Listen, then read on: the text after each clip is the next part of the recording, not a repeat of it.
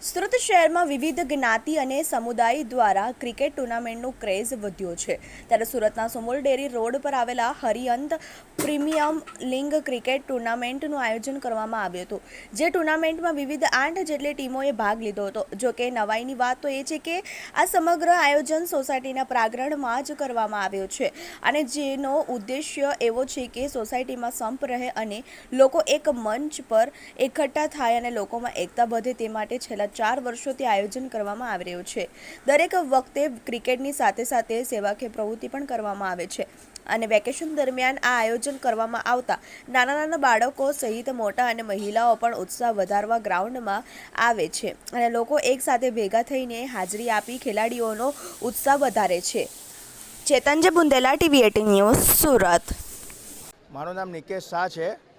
હું અહીંયા APL tournament રમાય છે એના કમિટી મેમ્બરમાં છું અને આ એપીએલનું 4થું વર્ષ છે અને આમાં આ વર્ષે 81 જણાએ ભાગ લીધો છે અને 81 જણાએ ભાગ લીધો છે એમાં એક જ ઉદ્દેશ છે કે આપણે 17 વર્ષથી લઈને 40 વર્ષ સુધીના કેટલા પણ છોકરા હોય એટલામાં ભાગ લઈ શકે અને આ એક ક્રિકેટ રમત છે પણ ક્રિકેટ રમત નથી, એની સાથે એક એવી વસ્તુ છે કે બધા એકબીજા સાથે અટેચ થાય અને લોકોને લાગણી ભાવના થાય, કોઈના દુઃખના કામમાં કે સુખના કામમાં એકબીજા ઊભા રહી શકે। આ મેઇન એપીએલ ક્રિકેટનો એક જ ઉદ્દેશ છે અને એની સાથે આપણે અમે સર જીવદયાનું કાર્ય કરી રહ્યા છીએ એટલે આજે અમે કમસે કમ જીવદયા નિમિત્તે ₹1 લાખથી ₹1.25 લાખ ભેગા કરશું અને એ પછી આખું વર્ષ કોઈના પણ કામમાં કે કોઈના પણ વસ્તુમાં એ ઉપયોગમાં આવશે અને બીજા અબોલ જીવોને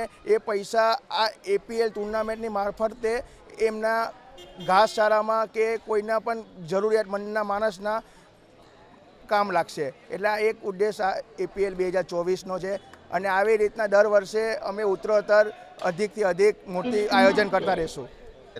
મારું નામ વિનીત શાહ છે। હું વિઝિબલ વોગર્સનો કેપ્ટન છું। અહીંયા ટોટલ 9 ટીમો છે। બહુ ટોપ ક્લાસ પ્લેયર છે, અમુક સ્ટેટ લેવલ, અમુક નેશનલ લેવલના પ્લેયર છે। એ બધા પ્લેયર અહીંયા આર્યન પાર્કમાં રમીને જ આગળ વધ્યા છે।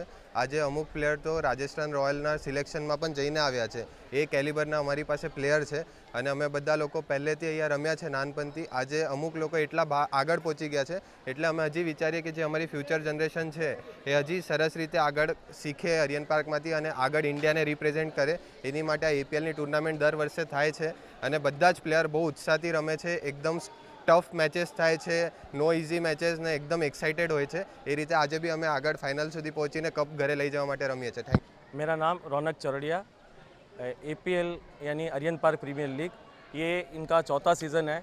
हम हर साल क्रिकेट का टूर्नामेंट करते हैं, उसके साथ ही हम एक जीव दया का प्रोग्राम भी चलाते हैं और जीव दया साधर्मिक भक्ति का प्रोग्राम भी चलता है।